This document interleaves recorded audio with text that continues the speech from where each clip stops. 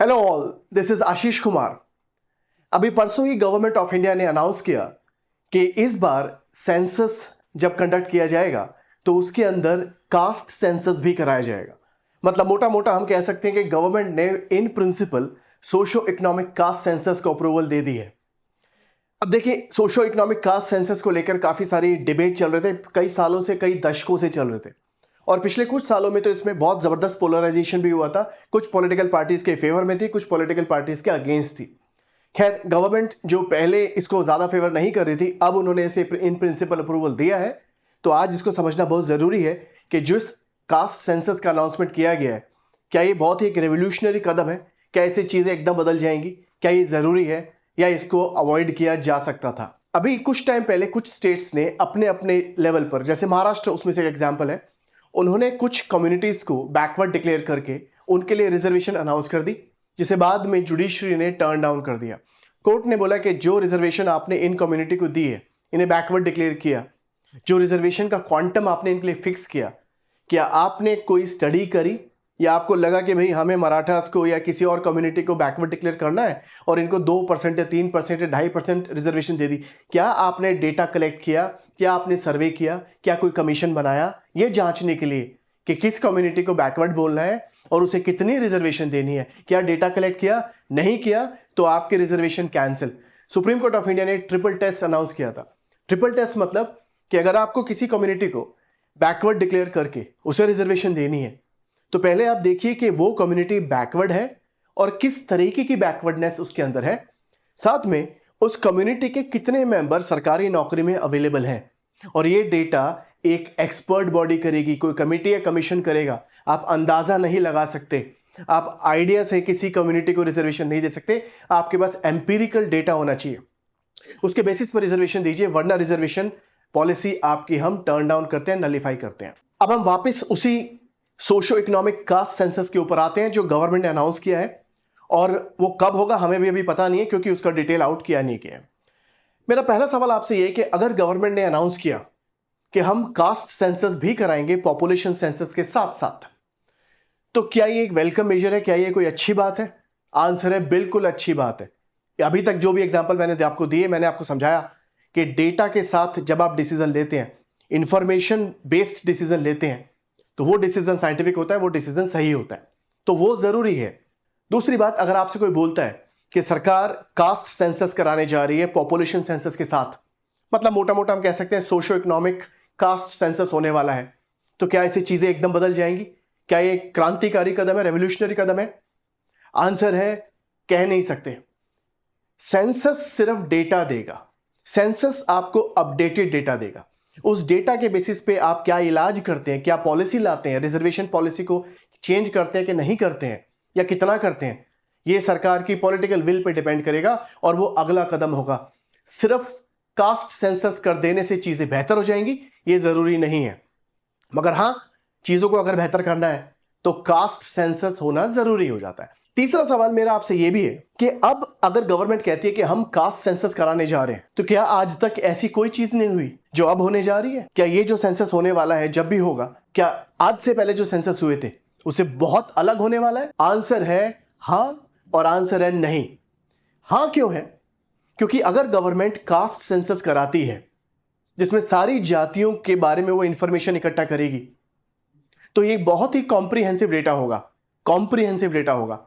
और इतना comprehensive data Bharat के अंदर 1931 में इकट्ठा किया गया था, 1931 के सेंसस में इकट्ठा किया गया था। तो ये एक तो कॉम्प्रिहेंसिव डेटा होगा, इसमें कोई दो राय नहीं है। दूसरी बात, ये अपडेटेड डेटा होगा, ये लेटेस्ट डेटा होगा। अब मैं आपको छोटा सा एग्जांपल दूं, आज भी अगर आप सरकारी नौकरी के अंदर रिजर्वेशन की बात करते हैं, स्कूल कॉलेज में रिजर्वेशन की बात करते हैं, तो जो रिजर्वेशन की जो लिमिट सेट करी गई है वो मंडल कमीशन की रिपोर्ट के बेसिस पे करी गई थी। बाद में इंदिरा साहनी जजमेंट में उसमें फर्दर क्लैरिफिकेशन दी गई, जैसे 50% की कैप लगा दी गई। तो अगर मंडल कमीशन कहता है कि भाई ओबीसी को हम 27% तक रिजर्वेशन दे सकते हैं सरकारी नौकरी में, तो ये मंडल कमीशन की जो रिपोर्ट है वो खुद 1931 के सेंसस को बेस मान के बनाई गई थी। उस डेटा को बेस मानकर उसमें हर साल जो पॉपुलेशन में ग्रोथ हुई होगी उसके हिसाब से मंडल कमीशन ने एक एस्टिमेट लगाया था कि इतने परसेंट ओबीसीज हैं, 52% ओबीसीज हैं जो मंडल कमीशन ने आइडेंटिफाई किया था।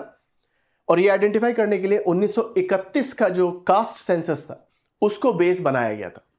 तो आप ये समझिए कि वही डेटा जो 1931 में लिया गया था वो बेस, उसी को यूज करके आपने एक लिमिट सेट करी रिजर्वेशन की, जो आज तक चली आ रही है। लगभग आप कह सकते हो 95 years have passed and we are still using the same numbers.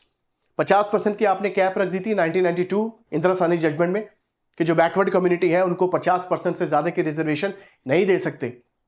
तो आप ये समझिए 1992 में तो जजमेंट आपने दी थी। अब इतना चेंज उसमें आ चुका है, वक्त के साथ पॉपुलेशन बढ़ी भी है, पॉपुलेशन कम भी हुई है, कुछ कम्युनिटी की बढ़ी है, कुछ कम हुई है। तो क्या आपको डेटा जानना नहीं चाहिए? आपने दवाई दी थी 1992 में, उस दवाई का क्या असर हुआ, क्या अब आपको जानना नहीं चाहिए? तो ये लेटेस्ट डेटा होगा, इसमें कोई दो राय नहीं है, और ये बहुत अच्छी बात है, और ये कॉम्प्रिहेंसिव भी होगा। मगर कितना कॉम्प्रिहेंसिव होगा, कितना नहीं होगा, अभी हम कह नहीं सकते, क्योंकि सरकार ने अभी तक ये भी नहीं बताया है कि ये सेंसस कब कराया जाएगा। क्या 1931 में होगा, 1925 में होगा, कब होगा, और इसमें एग्जैक्टली वो क्या क्या कवर करेंगे। अब इसके रिगार्डिंग मैं आपको कुछ क्लैरिफिकेशन दे दूं, आप इसे FAQ मान के चल सकते हैं, और जो बहुत आपके काम भी आने वाला है। पॉइंट नंबर 1, क्या जो कास्ट सेंसस किया जाएगा पॉपुलेशन सेंसस के साथ, क्या इसमें रिलीजन भी कवर होगा? मतलब क्या ये सेंसस, क्योंकि ये इस तरह की मिस इंफॉर्मेशन भी है मार्केट के अंदर, तो क्या ये सेंसस सिर्फ हिंदूज के लिए होगा या ये सब लोगों के लिए होगा? आंसर है ये सब रिलीजन के लिए होगा। ये सेंसस सिर्फ हिंदूज के लिए, ये कास्ट सिर्फ हिंदूज के लिए नहीं है, ये सारे रिलीजन पे अप्लाई होगा, चाहे वो मुस्लिम है, चाहे क्रिश्चियन है, चाहे बुद्धिस्ट है, सिख है। Point number 1, this will cover all the religion. Point number 2, क्या ये सेंसस सिर्फ इंडियन सिटीजन्स के लिए होता है या इंडिया में रहने वाले सारे रेजिडेंट्स के लिए होता है? आंसर है सब के लिए होता है। सेंसस में हर हाउस होल्ड को कवर किया जाता है। ये सिर्फ सिटीजन्स का डेटा नहीं लेगा, ये भारत में रहने वाले सारे उन लोगों का डेटा लेगा जो पिछले 6 महीने से रह रहे हैं या इंडिया में 6 महीने रहना चाहते हैं, मतलब वीजा में उनको ऐसी अप्रूवल दी गई है।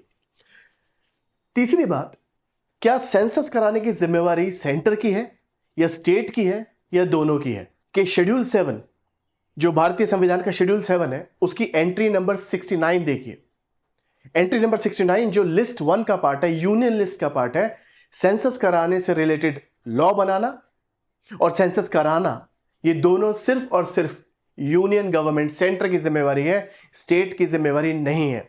ये पार्ट है यूनियन लिस्ट। और किस लॉ के तहत सेंटर सेंसस करा सकता है? आंसर है सेंसस एक्ट 1948।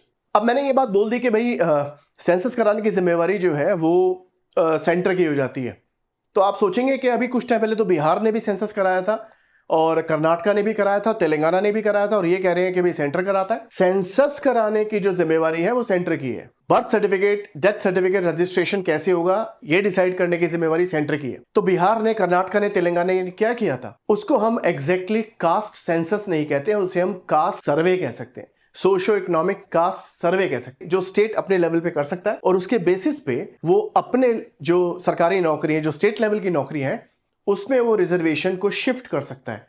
मगर प्रिसाइजली जो हर 10 साल में सेंसस होता है वो कराने की जिम्मेवारी स्टेट की नहीं है, वो सिर्फ और सिर्फ सेंटर की जिम्मेवारी है, क्योंकि census commissioner and registrar general of India करवाते हैं। एक पूरा एक ऑफिस है, इसे स्टैट्यूटरी पोस्ट है, पार्लियामेंट के लॉ के थ्रू इसको क्रिएट किया गया था, और ये मिनिस्ट्री ऑफ होम के तहत ऑपरेट करते हैं। तो सेंसस कौन कराता है? Census commissioner and registrar general of India. ये खुद मिनिस्ट्री ऑफ होम के अंडर ये ऑफिस आता है। तो फिर बात वहीं आ गई, सेंसस कौन कराएगा? सेंटर कराएगा। अब हम इस डिबेट को हैंडल करेंगे जो अभी चल रहा है। पॉइंट नंबर 1 ये है कि जो सेंसस सरकार ने अनाउंस किया है, क्या ऐसा सेंसस इससे पहले कभी नहीं हुआ आजाद भारत में?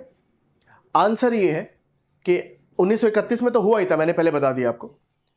जातीय जनगणना 1931 में हुई थी और वो बहुत कॉम्प्रिहेंसिव भी थी। मगर आप ये समझिए कि आजादी के बाद भी, चाहे वो 51 का डेटा हो, सेंसस हो, 61 का हो, 71 का हो, 81 का हो, वो सारे सेंसस जो हुए हैं उसमें भी कहीं ना कहीं जाति का जिक्र होता है। मगर सिर्फ किसकी जाति का जिक्र होता है? शेड्यूल कास्ट और शेड्यूल ट्राइब। जब आप सेंसस का फॉर्म देखते हैं तो उसमें भी हर साल पूछा जाता है, 51 से लेकर अभी तक 2011 तक जब भी सेंसस कराया गया तो उसमें पूछा जाता है कि क्या आप शेड्यूल कास्ट हैं, क्या आप शेड्यूल ट्राइब हैं, और अगर आप शेड्यूल कास्ट शेड्यूल ट्राइब हैं तो पर्टिकुलर कौन सी कास्ट है, पर्टिकुलर कौन सा ट्राइब है। तो आप ये समझिए कि शेड्यूल कास्ट शेड्यूल ट्राइब का डेटा हमारे पास हर सेंसस में आता है, अब आएगा, ये कोई नई बात नहीं है, हमेशा से आता है। अब की बार डिफरेंट क्या होने वाला है, अगर हुआ तो लॉजिकली जो हम एक्सपेक्ट करते हैं वो ये करते हैं कि अब जो सेंसस सरकार कराएगी, एक्सपेक्टेशन ये है कि उसमें SC ST के डेटा के अलावा ओबीसीज, जो ग्रुप ओबीसीज है उनका डेटा भी लिया जाएगा, और जनरल कैटेगरी की जातियां हैं उनका डेटा भी लिया जाएगा। इसका मतलब ये नहीं है कि आज तक जो सेंसस हुआ वो सिर्फ SC ST के लिए हुआ। इसका मतलब ये है कि आज तक जो सेंसस हुए हैं उसमें भारत में रहने वाले सब लोगों का डिटेल इकट्ठा किया गया है, मगर जब जाति पूछने की बात आती है तो सिर्फ SC और ST की जाति पूछी जाती है, ओबीसी या जनरल की नहीं पूछी जाती थी। मगर अब SC ST और ओबीसी और शायद जनरल की जाति पूछी जाएगी। मगर शायद क्यों पूछा मैंने, क्योंकि अभी तक इसका डिटेल सरकार ने आउट नहीं किया है, नोटिफिकेशन आउट नहीं हुआ है। मगर एक्सपेक्टेशन यही है कि जो डेटा इकट्ठा किया जाएगा वो SC ST ओबीसी जनरल सारे ग्रुप्स का किया जाएगा। कोई कम्युनिटी जनरल है, आपके घर आएंगे, पूछेंगे कि भाई आप SC हैं, ST हैं, ओबीसी जनरल है, आप कहेंगे जनरल है, तो आपसे पूछेंगे कि भाई कौन सी कास्ट को आप बिलोंग करते हैं। तो ऐसी एक्सपेक्टेशन है। तो जैसे मैंने पहले बोला ये बहुत कॉम्प्रिहेंसिव होगा। SC ST के अलावा ओबीसी और जो जनरल कास्ट है उनके बारे में भी, उनकी कास्ट का भी डेटा लिया जाएगा, उनकी कास्ट के बारे में इंक्वायरी की जाएगी। एक सवाल यह भी उठता है कि क्या जब सरकार ये कास्ट सेंसस करा देगी तो क्या उसके बाद रिजर्वेशन पॉलिसी अपने आप चेंज हो जाएगी या सरकार को ये पॉलिसी चेंज करनी ही पड़ेगी? देखिए, ऐसे कोई कंपल्शन नहीं है। कास्ट सेंसस आपको डेटा देगा, उसके बाद आप क्या स्टेप लेते हैं, क्या पॉलिसी लाते हैं, रिजर्वेशन को चेंज करते हैं नहीं करते हैं, ये पॉलिटिकल विल पे डिपेंड करता है। सेंसस सिर्फ डेटा देगा। जैसे मैंने बोला आपको कि आप पेशेंट का थर्मामीटर से बुखार नाप सकते हैं, बट आप मेडिसिन दें उसको या नहीं दें, कौन सी दें, ये आप डिसाइड करेंगे, डॉक्टर डिसाइड करेगा। ये गवर्नमेंट के साथ भी है। कास्ट सेंसस होगा तो लेटेस्ट डेटा सरकार को मिलेगा, सारी जातियों का मिलेगा। एक्सपेक्टेशन यही है, सिर्फ SC ST का नहीं मिलेगा, मतलब सब लोगों से उनकी जाति पूछी जाएगी। तो लेटेस्ट डेटा होगा, मगर उसके बाद रिजर्वेशन पे क्या इफेक्ट आएगा वो एक अलग डिबेट बन जाता है। आप ये बात समझिए इस बात को कि सरकार 2017 में एक रोहिणी कमीशन बनाती है, जो उन्होंने लास्ट टू लास्ट ईयर 2023 में अपनी रिपोर्ट सबमिट की थी। उन्होंने बोला था कि सारे ओबीसी जो ग्रुप है, अदर बैकवर्ड क्लासेस अपने आप में एक बहुत बड़ा ग्रुप है, तो सब एक स्टेटस पे नहीं है। एक ओबीसी ग्रुप है जो हायर स्टेटस पे है, उनके पास पैसा भी ज्यादा है, सरकारी नौकरी में भी वो लोग ज्यादा हैं और उनमें अवेयरनेस भी ज्यादा है। मगर दूसरा जो ओबीसी ग्रुप है उनमें उतनी इकोनॉमिक स्ट्रेंथ नहीं है, उनमें उतनी अवेयरनेस नहीं है, वो सरकारी नौकरी में उतने अवेलेबल नहीं है। तो रोहिणी कमीशन कहती है कि ओबीसी के अंदर भी हम सब कैटेगराइजेशन कर सकते हैं। मतलब आपको ये नहीं बोलना है कि जो कोई भी ओबीसी ग्रुप हो उसको हम अप टू 27% तक रिजर्वेशन दे देंगे। ओबीसी में भी हम सब कैटेगरी क्रिएट कर सकते हैं कि भाई for example caste A, B और C तीनों ओबीसी हैं, मगर क्योंकि कास्ट A के लोग ऑलरेडी सरकारी नौकरी में काफी हैं तो उनको हम रिजर्वेशन थोड़ी कम देंगे और बाकी के ग्रुप को रिजर्वेशन ज्यादा देंगे। 27% का जो ज्यादा चंक है वो कास्ट B और कास्ट C को मिलेगा A के कंपैरिजन में। मतलब आप रिजर्वेशन के अंदर रिजर्वेशन कर रहे हैं। बट ऐसा करने के लिए भी तो आपको डेटा चाहिए, और यहां तो आपको ओबीसी का डेटा चाहिए। रोहिणी कमीशन को अगर आपको इंप्लीमेंट करना है रिपोर्ट को, तो आपको ओबीसी कम्युनिटी का डेटा चाहिए। मतलब कितने कास्ट ओबीसी हैं, उनका एजुकेशन लेवल कितना है, उनका इकोनॉमिक स्ट्रेंथ उनके पास कितनी है, और इसको मैं अभी डिटेल में फर्दर समझाऊंगा आपको। तो कहने का मतलब है कि अगर आपको इस तरह के डिसीजन लेने हैं जो रिजर्वेशन को अपडेट करेगा, ओबीसी को सब कैटेगराइज करेगा, तो उसके लिए आपको इस तरह का कास्ट सेंसस कराना जरूरी है। मंडल कमीशन कहता है कि ओबीसी हमारे भारत में 52% है। जो मैंने बोला उन्होंने 1931 के सेंसस को बेस बनाया था, तो मंडल कमीशन कहता है कि भाई 52% ओबीसीज है, तो कम से कम 27% तक रिजर्वेशन उनको दी जा सकती है। अब ये तो मंडल कमीशन ने 1980 में अपनी रिपोर्ट सबमिट की थी, 1980 में रिपोर्ट सबमिट की थी, और आप ये समझिए उस टाइम से लेके आज तक क्या ओबीसीज का जो ग्रुप है उनकी जो पॉपुलेशन है वो उतनी है? हो सकता है तब 52% थी, आज के डेटा के हिसाब से हम कैलकुलेट करें तो भारत की पॉपुलेशन का वो 55% या 60% तक पहुंच गया हो, या ये भी हो सकता है कि वो 50% या 51% पे आ गया हो, या हमें नहीं पता। ये पता करने के लिए एक अपॉर्चुनिटी है, the caste census which government is recently announced. उसके बाद जब आपके पास डेटा आएगा तो आप रिजर्वेशन पॉलिसी को रैशनली अप्लाई कर पाएंगे कि भाई SC को कितनी रिजर्वेशन देनी है, ST को कितनी देनी है, OBC को कितनी देनी है, क्योंकि आपके पास उनकी पॉपुलेशन का उनका सोशल इकोनॉमिक स्टेटस का लेटेस्ट डेटा होगा। अभी बार बार मैं सोशल इकोनॉमिक स्टेटस बोल रहा हूं, उसका मतलब क्या है? देखिए, अगर आप पुराना फॉर्म उठा के देखेंगे, सेंसस का पुराना फॉर्म उठा के देखेंगे, तो आपको मालूम पड़ेगा कि सेंसस में सिर्फ ये नहीं पूछते हैं कि आपका नाम क्या है, आपका घर का एड्रेस क्या है। उसमें आपकी पूरे परिवार के जो मेंबर है, हर मेंबर का डिटेल लिया जाता है। उसमें पूछते हैं कि भाई आपका जो घर है वो कच्चा घर है या पक्का घर है, आपके पास पानी की फैसिलिटी है, पीने के पानी की फैसिलिटी है कि नहीं है, पानी कैसे आता है, कुएं से आता है कि नल से आता है, किस तरह का आप कुकिंग फ्यूल यूज़ करते हैं, मतलब चूल्हा है या फिर आप लकड़ी जलाते हैं, गोबर जलाते हैं, क्या करते हैं। साथ में ये भी पूछते हैं कि भाई आपने माइग्रेशन किया कि नहीं किया, आपके घर में कितने लोग शादीशुदा हैं, कितने कुंवारे हैं, जिसकी शादी हुई थी किस एज में शादी हुई थी, कितने बच्चे हैं, कितने बच्चे पैदा हुए थे मगर पैदा होने के बाद मर गए थे, आपकी एजुकेशनल क्वालिफिकेशन कितनी है सारे मेंबर्स की, कितने लोग नौकरी के अंदर हैं, कितने लोग अपना काम करते हैं, कितने लोग मजदूरी करते हैं। तो इस तरह का सारा डेटा लेकर वो ये देखते हैं कि आपका सामाजिक और आर्थिक हालात क्या है। मान लीजिए मैं बोलता हूं मैं मजदूरी करता हूं और मैं माइग्रेशन, हर साल मेरे 2 या 3 बार माइग्रेशन हो जाता है, मेरे घर में कोई पढ़ा लिखा नहीं है और मेरी जो बैंक अकाउंट भी मेरे पास नहीं है, तो मेरी सोशल इकोनॉमिक स्टेटस बहुत ही वीक है। तभी इसको हम बार बार सोशियो इकोनॉमिक कास्ट सेंसस बोल रहे हैं। मतलब हर घर में जो लोग हैं उनकी सोशल सिचुएशन क्या है, इकोनॉमिक सिचुएशन क्या है, जो हम इससे पता लगाते हैं कि भाई वो किस तरह का काम करते हैं, क्या वो माइग्रेशन करते हैं कि नहीं करते हैं, उनके पास कच्चा घर है कि पक्का घर है, बैंक अकाउंट है कि नहीं है, किस तरह की एसेट्स है, क्या उनके पास मोबाइल फ़ोन है कि नहीं है, कंप्यूटर है कि नहीं है। इस तरह के सवाल करके हम उनसे सोशल इकोनॉमिक स्टेटस जानने की कोशिश करते हैं। साथ ही में अब की बार जो उम्मीद की जा रही है वो हम ये जानना चाह रहे हैं कि आप किस कास्ट को बिलोंग करते हैं, आपका जो परिवार है किस कास्ट को बिलोंग करता है। अब आप, फिर मैं वहीं आता हूं, शेड्यूल कास्ट शेड्यूल ट्राइब के बारे में तो ये हम हमेशा से करते आए हैं, मगर इस बार जो उम्मीद है वो ये है कि आप कहते हैं जी मैं एक ब्राह्मण हूं, तो आप जनरल कैटेगरी के हो गए। शर्मा जी हैं तो आप जनरल कैटेगरी के हो गए।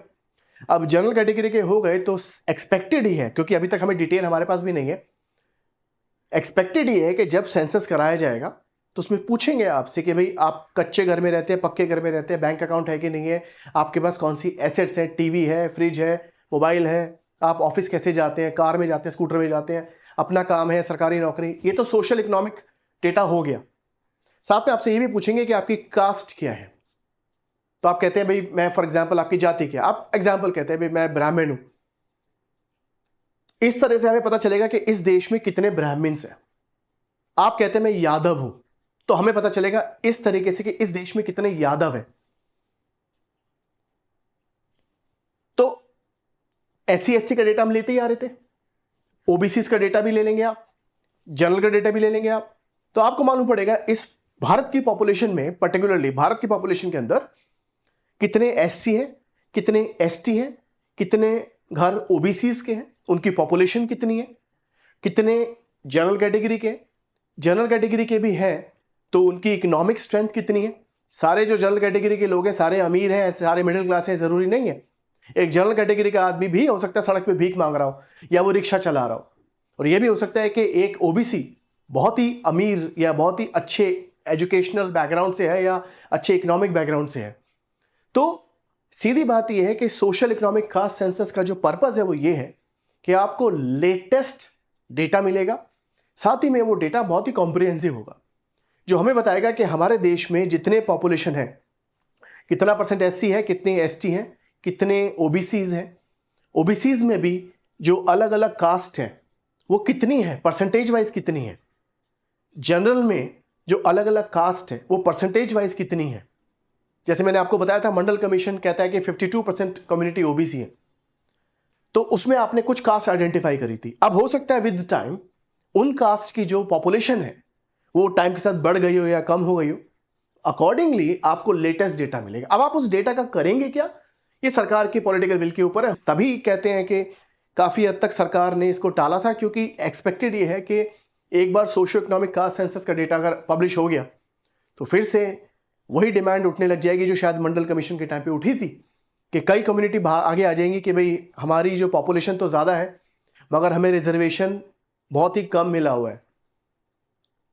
या कुछ कम्युनिटी ऐसी हो जाएंगी जो पता चलेगा कि भाई ये लोग तो सरकारी नौकरी में ऑलरेडी बहुत सारे हैं, इनकी पॉपुलेशन भी कम है, मगर इन्हें रिजर्वेशन मिल रही है ज़्यादा, तो इनको हटाना चाहिए।